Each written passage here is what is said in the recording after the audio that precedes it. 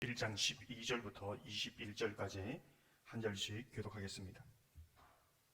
1장 12절부터 21절까지의 말씀입니다. 그러므로 너희가 이것을 알고 이미 있는 진리에 서 있으나 내가 항상 너희에게 생각나게 하려 하노라.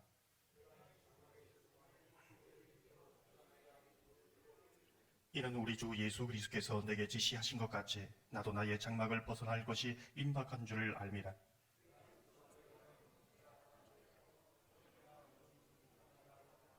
우리 주 예수 그리스도의 능력과 강력하심을 너에게 알게 한 것이 교모에 맞는 이야기를 따는 것이 아니요 우리는 그의 크신 위엄을 친히 본 자라.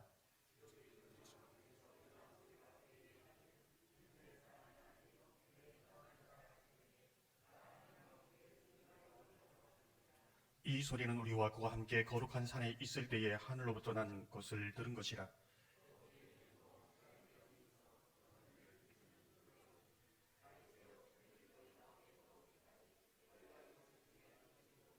먼저 알 것은 성경의 모든 예언은 사사로이 풀 것이 아니니 예언은 언제든지 사람의 뜻으로 낸 것이 아니요 오직 성령의 강동하심을 받은 사람들이 하나님께 받아 말한 것임이라.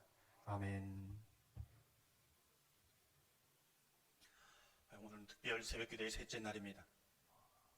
특별 새벽기도의 가운데 하나님의 신기한 능력, 신기한 은혜가 저와 여러분 가운데 경험되기를 소망합니다. 기도의 문이 열려지기를 소망합니다.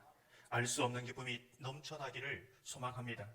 입술에서 하나님이 주시는 찬송이 흘러나오기를 주님의 이름으로 축원합니다. 세상 사람들이 보는 첫 번째 성경, 그런 삶으로 어떻게 살아갈 수 있는가 우리는 계속해서 질문하고 있습니다. 우리는 베드로 후서를 보면서 이 질문을 하게 됩니다. 왜 예수 그리스도의 죽으심과 부활의 사건이 오늘 나에게 생명의 사건이 될 수 있는가? 왜 이 복음의 말씀이 내가 하나님의 자녀가 되고 하늘의 상속자로 살아가면서 생명의 하나님을 생생하게 만나는 사건이 되는가? 왜 그 생명의 말씀을 따라가면서 하나님의 성품이 내 삶 속에 열매로 나타나는가? 왜 그 생명의 말씀에서 하늘의 모든 자원을, 하늘의 모든 영적 자원을 공급받을 수 있는가? 여러분은 어떻게 생각하십니까? 왜 예수 그리스도의 부활의 사건이 나에게 생명의 사건, 구원의 사건이 될 수 있습니까?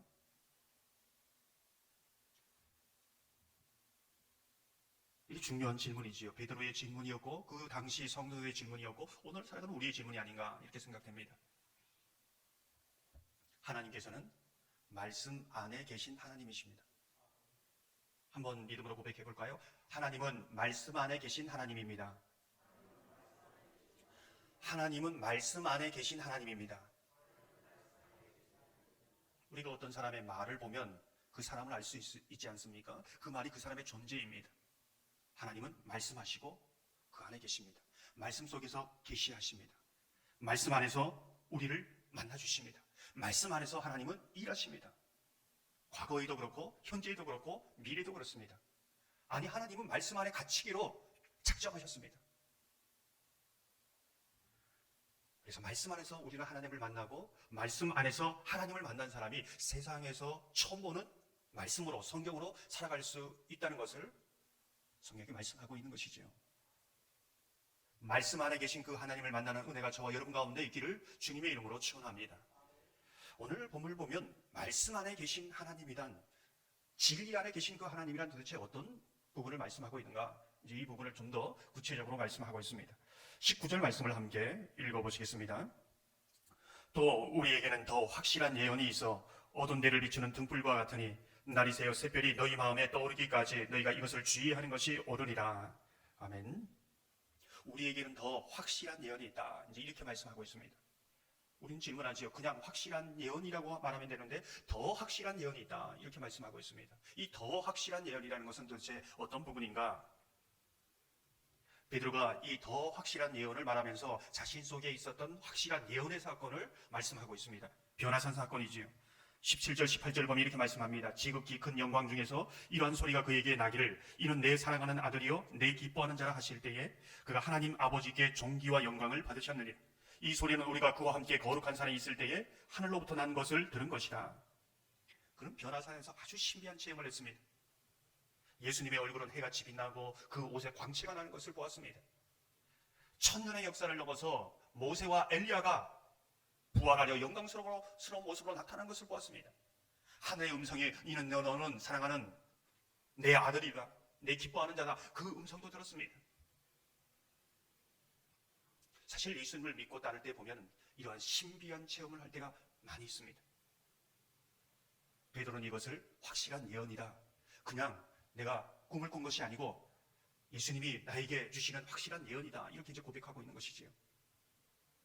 여러분이 신앙생활을 할 때에 이러한 신비한 체험을 경험하는 한 분 한 분 되시기를 주님의 이름으로 축원합니다. 하지만 이러한 확실한 예언, 신앙적인 체험도 한계가 있다는 것이지요. 베드로는 확실한 예언, 체험도 있지만 더 확실한 예언, 성경, 하나님의 말씀을 붙들어야 한다, 이렇게 권면하고 있습니다. 더 확실한 예언이라는 것은 확실한 예언보다 조금 나은 예언, 이것이 아닙니다. 그 어떤 것과도 비교 불가하고 비교해서는 안 되는 절대적인 진리, 계시로서의 더 확실한 예언입니다. 어떤 측면에서 보면 베드로는 환상을 보고 하늘의 음성이 들리고 내가 하늘에 있는지 땅에 있는지 알지 못하는 황홀한 체험만을 추구하는 그러한 삶이 굉장히 위험할 수 있다는 것을 말해주고 있습니다. 이게 왜 그냥 확실한 예언이고 성경이 더 확실한 예언입니까? 이것은 모세와 엘리야가 예언한 그림자일 뿐입니다. 이 모든 것을 성취하신 예수 그리스도의 죽으심과 부활의 사건, 이것이 하나님의 말씀입니다. 그래서 성경 신학자 존 필립은 하나님께서는 우리에게 성경을 주시면서 스스로 다른 모든 계시를 멈추셨다, 이렇게 말씀하고 있습니다. 성경 이외에 다른 계시를 다 덮어버리셨다, 이렇게 말씀하고 있는 것이지요. 그래서 성경의 말씀 안에 계신 하나님입니다. 성경의 말씀 안에서 일하시는 하나님입니다. 말씀 안에서 하나님의 말씀을 성취해 가시는 하나님입니다. 오늘도 말씀 안에서 우리에게 말씀하시고 만나주신다는 겁니다. 그래서 다른 계시 있을 수도 있고 없을 수도 있습니다. 그러나 더 확실한 이 예언을 붙들어야 한다, 이제 말씀하고 있는 것이지요. 요한계시록 22장 18절을 보면 이렇게 말씀합니다. 내가 이 두루마리의 예언의 말씀을 듣는 모든 사람에게 증언하노니 만일 누구든지 이것들 외에 더하면 하나님이 이 두루마리에 기록된 재앙들을 그에게 더하실 것이요. 더 확실한 이 성경 말씀 이외에 다른 것 알려고 하지 말고, 다른 거 막 추구하려고 하지 말고, 감정적으로 황홀한 거, 새로운 거 하려고 하지 마라. 말씀 안에 계신 하나님이다, 이렇게 말씀하고 있는 것이지요. 이것만이 확실한 예언이다. 이외에 모든 계시의 책은 하나님이 다 덮으셨다, 이렇게 말씀하고 있는 것이죠. 더 확실한 예언, 성경 말씀을 붙들고 사는 사람은 어떠한 은혜가 있는가, 이제 이 부분을 말씀해 주고 있습니다. 1번 9절에서 베드로는 두 가지로 비유하고 있지요. 어두운 데를 비추는 등불, 날이 새어 샛별이 너희 마음에 떠오르기까지. 등불과 샛별로 비유합니다. 왜 등불과 샛별로 비유하고 있을까? 베드로는 이 두 가지를 통해서 우리에게 무엇을 말해주려고 하는가? 인간의 삶을 정의하고 있습니다. 어두운 데를 걸어가는 인생, 그것이 우리의 인생이라는 것입니다. 우리가 지금 인생을 살아가는 것은 어두움 한가운데 한밤중을 걸어가는 인생, 그것이 우리 인생이라는 겁니다. 성경이 그렇게 정의하고 있습니다. 늘 어려움이 있고 고난이 있는 그 한가운데를 걸어가는 겁니다. 길이 없는 것을 걸어가는 것이지요. 이것이 우리 지금 세상 모든 사람들의 걸어가는 인생길이다라고 정의하고 있는 것입니다.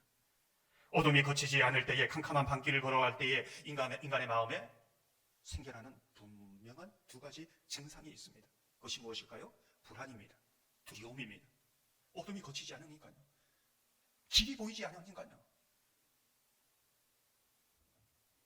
돈이 있어서 불안하고, 돈이 없어서 불안합니다. 건강하면 아플까 불안하고, 아프면 고통에 대한 두려움이 찾아옵니다. 승진하면 해고될까 불안하고, 승진되지 않으면 뒤처질까, 아니면 다른 사람이 나를 밟고 그렇게 올라갈까 두렵습니다. 불안합니다. 고난인을 만났을 때 어둠의 그 터널 속에서 출구가 없을까 두려워하고, 고난이 없으면 언젠가 고난이 내게 찾아오지 않을까 불안합니다. 온통 불안과 두려움밖에 없습니다. 이것을 해결할 방법이 없는 것이지요. 마치 플라톤의 동굴의 비유처럼 동굴에 갇힌 삶입니다. 동굴에 갇힌 죄수로 살아가는 겁니다. 두려움에 매여있는 죄수, 불안에 그 철구랑에 매여있는 인생, 그것이 우리의 삶이라는 것을 말해주고 있는 것이지요. 그런데 이 불안과 두려움을 온전히 해결해 줄 수 있는 유일한 빛, 유일한 빛, 그것이 바로 우리의 등불과 샛별이 되는 하나님의 말씀이라는 겁니다. 우리에게 굉장한 복음입니다.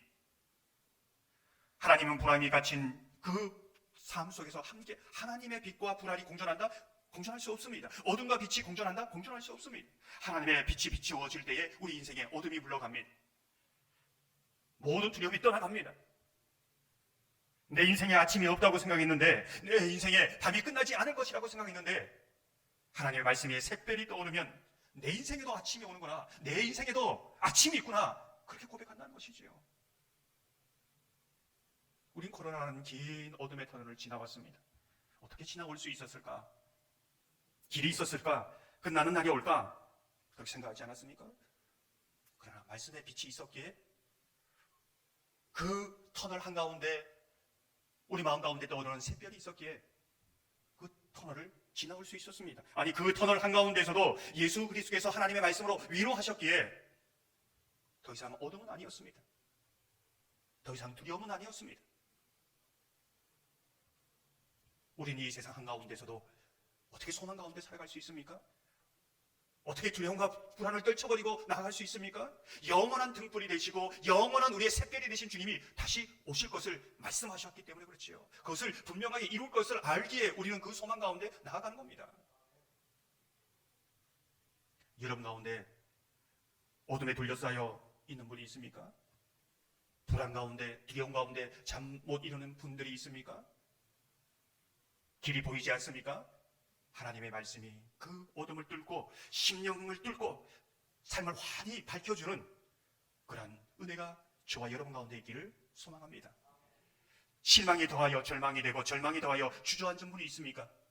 하나님의 말씀이 샛별이 되어 여러분의 인생 가운데 떠오르므로 여러분 가운데 길이 있고 출구가 있고 미래가 있는 복된 삶이 되시기를 소망합니다. 그래야 저와 여러분의 삶에 하나님의 등불을 가지고 하나님이 주시는 샛별을 가지고 살아가는 그런 은혜가 있기를 소망합니다. 그 삶 속에서 이제는 다른 사람의 등불이 되고 샛별로서의 삶이 여러분의 삶과 저의 삶 속에 나타나는 그런 역사가 있기를 주님의 이름으로 축원합니다. 함께 기도하겠습니다. 하나님, 말씀 안에 계신 하나님, 말씀 안에 역사하신 하나님, 오늘도 말씀 안에서 계시하신 하나님, 오늘 주의 말씀 앞에 주의 말씀을 듣는 우리 모두에게 역사하여 주옵소서, 만나 주옵소서, 등불을 주옵소서, 샛별을 주옵소서. 우리 인생이 아무리 어둡고 아무리 새벽이 오지 않을 것 같아도 주의 말씀이 이 어둠을 뚫고 우리의 심령을 뚫고 우리의 인생 가운데 오시옵소서. 그래야 아버지 하나님, 우리 인생에 빛이 있는 인생, 등불을 가진 인생, 샛별을 가진 인생으로 살아가게 하여 주옵소서. 이 땅에 순례자로 살아가면서 영원한 등불로, 영원한 샛별로 다시 오실 주님을 기다리며 살아갈 수 있도록 역사하여 주옵소서. 하나님, 이 한 주간 세상 사람들이 보는 첫 번째 성경으로 사는 삶을 기도하며 나아가고 있습니다. 우리 안에 예수 그리스도의 진리의 등불이 있어서, 진리의 샛별이 있어서 또 다른 사람 속에 등불로 샛불로 나타나는 그런 삶을 살아갈 수 있도록 은혜 내려 주시옵소서. 감사하오며 우리 주 예수님 이름으로 간절히 기도하옵나이다. 아멘.